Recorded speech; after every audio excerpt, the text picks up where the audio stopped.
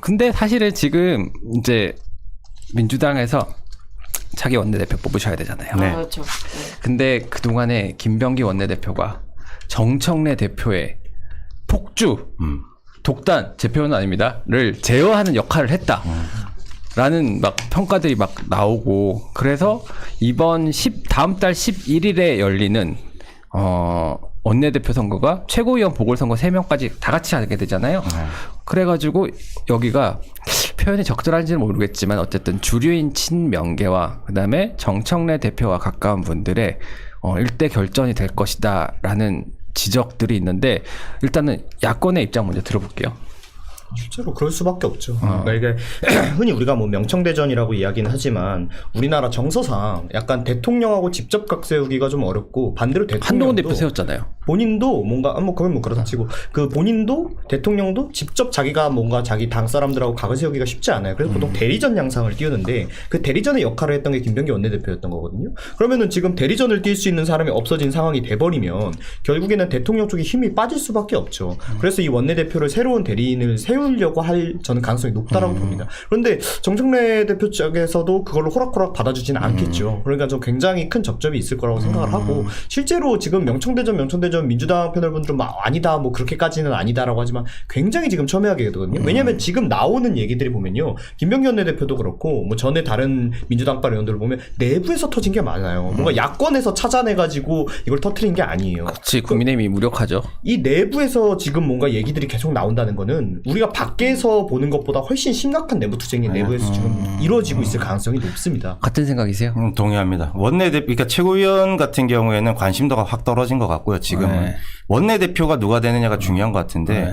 친명과 친청 구분으로 봤었을 땐 저는 청와대까지 나서가지고 우리 김치찌개 집에서 식사하듯이 주말에 원내 의원들 불러가지고 이렇게 해서 대통령을 도와줘야 되지 않냐라는 정무수석 포함해서 청와대의 높은 고위직들이 민주당 내 의원들을 설득하는 작업을 할 거고, 그 정청래 대표 입장에서는 상당히 불쾌한 일이지 않습니까?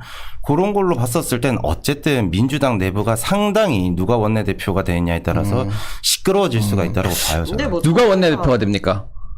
그건 모르겠어요. 일단 후보군도 좀 봐야. 그러니까 그게 제가 지지하는 게 무슨 의미가 있어요? 내가 의원이 그래도 아닌데. 아니, 한 5개월 사람이 지지하는 마인드가 있을 수도 5개월 보궐이라 가지고 나오시려고 하다가도 안 나오시는 분이 좀 있다고 하던데, 뭐 연임도 가능해갖고 막 뭐 여러 가지 얘기들이 나오는 것 그렇습니다. 같아요. 좀 분위기 저도 어떻게 그렇게 보세요? 그리고 이 해석은 동의하시는지 궁금하고요.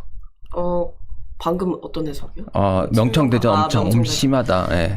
근데 저는 그거보다는 어쨌든 근데 이제 원내 지도부랑 그동안 이제 당 지도부랑 약간 다른 결의 목소리를 내는 맞죠. 것들은 있었잖아요. 예.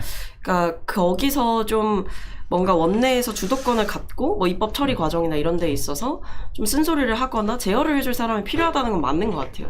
근데 이게 그렇다고 뭐 청와대가 개입해서 뭐 누구를 설득하고 그럴 계제는 아니라고 보고, 결국 이제 원내대표 선거라는 건 어차피 몰라요. 맞죠. 몰라요. 제일 어렵고 제일 모르는 아무도 선거. 몰라요. 아무도 모르는 선거. 끝까지 투표를 열어볼 때까지 의원들의 마음은 절대 아무도 알 수 없다. 그랬는데 민주당은 아직도 그렇게 되는 것 같은데, 국민의힘은 요즘 누구랑 붙으면 누가 이길지 다 알아요. 그건 근데 저희는 윤어게인하고 네. 윤네버랑 붙으면은 윤어게인이 이기는 거 아니에요?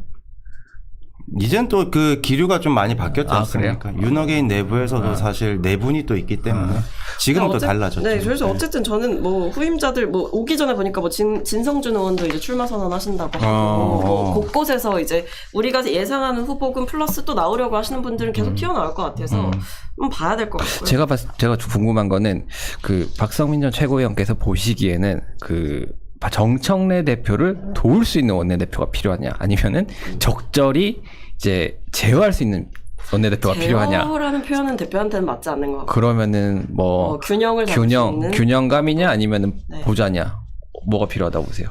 저는 균형감이 좀 필요하다. 균형감이 필요하다.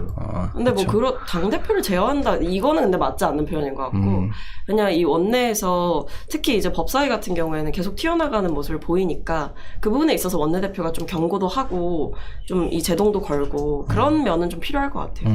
그렇군요.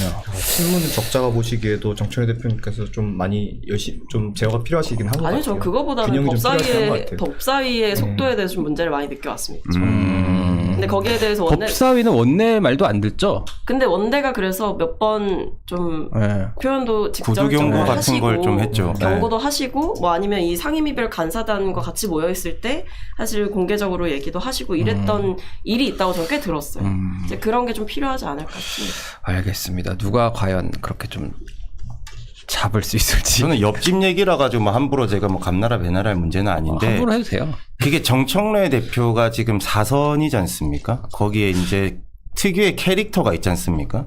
그렇기 때문에 저는 정청래 대표보다 한 선수가 높거나 5선이요? 아니면 같은 선수의 연배가 좀 높거나 하는 분들이 들어가서 그러니까 제어라고 표현하기 좀 그렇지만 어쨌든 제어를 할 수 있는 그런 캐릭터의 정치인이 들어가는 게 민주당 입장에서 오히려 도움이 되지 않을까. 국민의힘 입장에서는요.